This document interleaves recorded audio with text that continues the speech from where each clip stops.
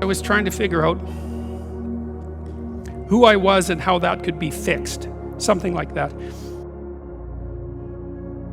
I started to pay very careful attention to what I was saying.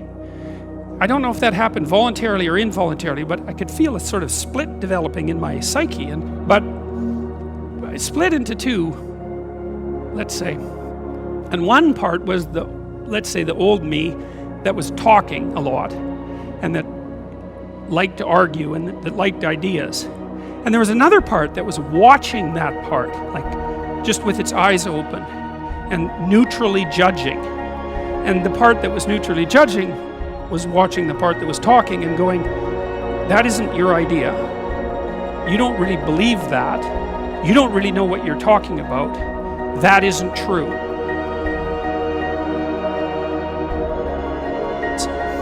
So then I had this weird conundrum. It was like, well, which of these two things are me? Is it the part that's listening and saying, no, that's rubbish, that's a lie, you're doing that to impress people, you're just trying to win the argument, you know. Was that me, or was the part that was going about my normal verbal business me? And I didn't know, but I decided I would go with the critic. And then what I tried to do, what I learned to do, I think, was to stop saying things that made me weak. I really do think the alignment I think alignment is the right way of conceptualizing it, because I think if you say things that are as true as you can say them, let's say, then they come out of the depths inside of you. Because we don't know where thoughts come from. We don't know how far down into your substructure the thoughts emerge. We don't know what processes of physiological alignment are necessary for you to speak from the core of your being. We don't understand any of that. We don't even conceptualize that, but I believe that you can feel that and start practicing not saying things that would make me weak. And what happened was that I had to stop saying almost everything that I was saying. I would say 95% of it. It's a hell of a shock to wake up, and I mean, this was over a few months, but it's a hell of a shock to wake up and realize that you're mostly dead wood. It's a shock, you know, and you might think, well, do you really want all of that to burn off? It's like, well, there's nothing left but a little husk, 5% of you. It's like, well, if that 5% is solid, then maybe that's exactly what you want to have happen.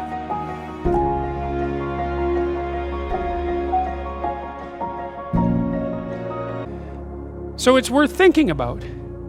Just how much trouble are you trying to cause? You know, and the other thing you might think about is that if you're not doing something important with your life, by your own definition, because that's the game that we're playing, you get to define the terms, at least initially.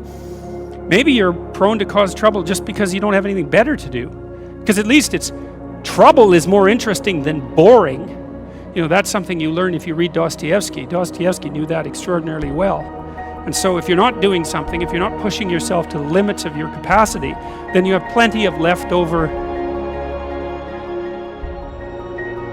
Your attention, for example, is mediated by unconscious forces. And you know that perfectly well. And this is another Freudian observation.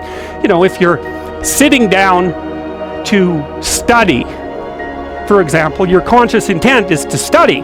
But you know perfectly well that all sorts of distraction fantasies are going to enter the theater of your imagination non-stop and annoyingly. And there isn't really a lot you can do about that except maybe wait it out.